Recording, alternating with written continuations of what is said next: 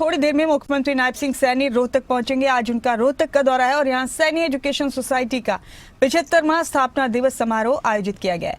बतौर मुख्य अतिथि इसी कार्यक्रम में शिरकत करेंगे मुख्यमंत्री नायब सिंह सैनी। रोहतक से हमारे ब्यूरो चीफ देवेंद्र दांगी जी मेरे साथ जुड़ चुके हैं, उन्हीं का रुख कर रहे हैं यहाँ इस खबर पर ज्यादा बातचीत के लिए। दांगी साहब, तस्वीरें हमने दिखाई अपने दर्शकों को आयोजन स्थल की। आज 75वां स्थापना दिवस है सैनी एजुकेशन सोसाइटी का।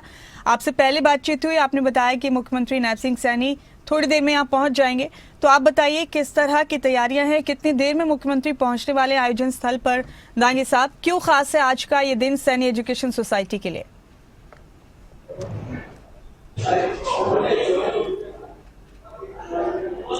देखिए, सबसे पहले तो मैं बता दूं कि मुख्यमंत्री करीब 11 बजे के आसपास यहाँ पर पहुंचेंगे और इससे पहले चंडीगढ़ से वो चौपर के जरिए रोहतक आएंगे। रोहतक की बाबा मस्तनाथ यूनिवर्सिटी है, वहाँ पर उनका हेलीकॉप्टर लैंड करेगा और वहाँ से बाई रोड वो सैनी एजुकेशन सोसाइटी में जो समारोह स्थल है मुमताज, यहाँ तक पहुँचेंगे।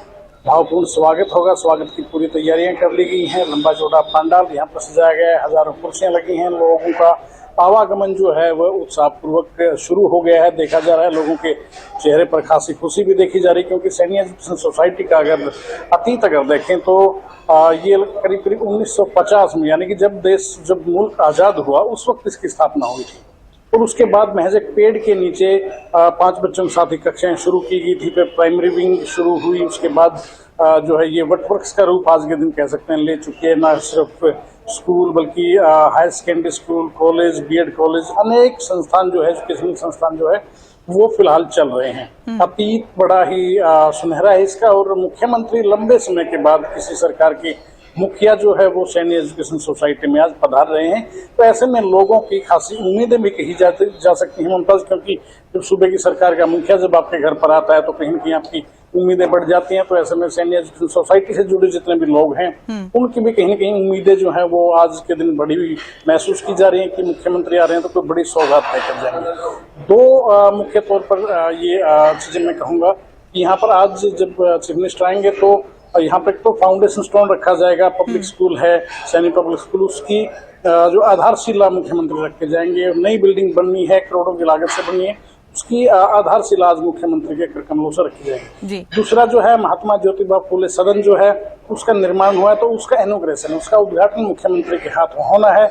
उसके बाद मुख्यमंत्री यहाँ पर पब्लिक को, जो जनता जनार्दन हजारों की संख्या में यहाँ पर पहुंच रहे हैं, उनको संबोधित करेंगे। देखने वाली बात ये होगी कि जो संस्था के जो पदाधिकारी हैं, यहाँ पर जो मैनेजमेंट है, उनकी तरफ से क्या कुछ डिमांड्स जो है वो और मुख्यमंत्री के सामने रखी जाती है। और मुख्यमंत्री क्योंकि सूबे की सरकार के मुख्य किसी शिक्षण संस्थान में पहुंचते हैं तो 4 चीजें और जोड़ ली जाती हैं कि लोगों को उम्मीद होती है कि मुखिया जब यहाँ आ रहे हैं, सरकार के मुखिया जब यहाँ पर आ रहे हैं तो कुछ न कुछ बड़ी सौगात जो है वो देकर जाएंगे। पहले भी देखा, हमने चाहे हिसार का जिक्र कर लीजिए या जाट संस्थाओं में रोहतक में मुख्यमंत्री पिछले दिन आए थे, वहां पर भी अच्छी खासी सौगात जो है देकर गए थे। तो ऐसे में सैनी एजुकेशन सोसाइटी का अगर जिक्र करें मुमताज, तो लोगों को खासी उम्मीदें हैं कि मुख्यमंत्री यहाँ पर आ रहे हैं तो अच्छी खासी सौगात उनको मिलने जा रही है। जी, तो दांगी साहब, सैनी एजुकेशन सोसाइटी के समाज के लिए योगदान पर भी थोड़ी बात कर लेते हैं। इतना बड़ा आयोजन आज इस सोसाइटी की तरफ से किया जा रहा है और 75वां स्थापना दिवस है, यानी कि 75 वर्षों से समाज में किसी न किसी तरह सैनी एजुकेशन सोसाइटी की तरफ से अपनी भागीदारी निभाई जा रही है।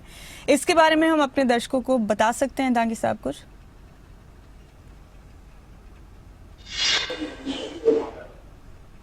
जी बिल्कुल, देखिए मैं बता दूं, सैनी एजुकेशन सोसाइटी का जब जिक्र आता है तो न सिर्फ रोहतक बल्कि आसपास में अगर देखा जाए तो एक बड़ा नाम हो जाता है सैनी एजुकेशन सोसाइटी का। और न सिर्फ रोहतक बल्कि कुरुक्षेत्र, करनाल, कैथल, वहाँ तक के जो लोग हैं वो इस सोसाइटी से डायरेक्ट जुड़े हुए हैं। हजारों मतदाता हैं, अलग अलग जगहों से लोग यहाँ पर जब भी मैनेजमेंट का गठन होता है तो वो लोग बाकायदा ब्रॉडकास्ट करने पहुँचते हैं। तो ऐसे में आज भी अगर देखा जाए तो दूर दराज से लोग पहुँचेंगे। जहाँ तक योगदान की आपने बात की, तो मैं बता दूं कि कभी 5 बच्चों के साथ कक्षाएं शुरू की गई थी। 1950 का ये जिक्र पिछले दिनों में मैनेजमेंट कमेटी से जुड़े कुछ लोगों से बात कर रहा था, तो उन्होंने विस्तार से इस बात को, इसकी जानकारी दी थी कि कैसे ये संस्था शुरू हुई थी, क्या क्या योगदान रहा समाज के उत्थान में।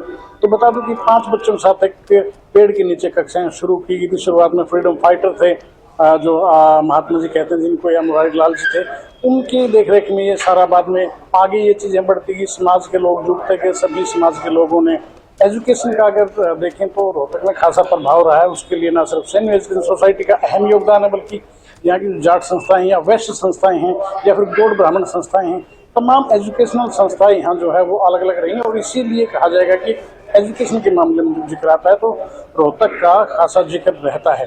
उसमें सैनिक एजुकेशन सोसाइटी का अहम रोल है, उसे भुलाया नहीं जा सकता। जो कक्षाएं सिर्फ 5 बच्चों के साथ एक पेड़ के नीचे शुरू हुई थी, आज वो वट वृक्ष का रूप ले चुकी है वो सैनिक एजुकेशन सोसाइटी। और अगर आज की बात करें तो न सिर्फ बीएड कॉलेज चल रहा है, डिग्री कॉलेज भी चल रहा है। उसके अलावा हायर जो एजुकेशन है, हायर सेकेंडरी स्कूल है या प्राइमरी स्कूल है, पब्लिक स्कूल है, जी। इसमें कई एजुकेशनल इंस्टीट्यूट हैं मुमताज, जो फिलहाल इस सोसाइटी के बैनर के नीचे रन हो रहे हैं। समाज के उत्थान में अहम योगदान बिल्कुल कहा जा सकता है। जी दागी साहब, आपका बेहद शुक्रिया मेरे साथ जुड़ने के लिए, तमाम जानकारी पहुंचाने के लिए।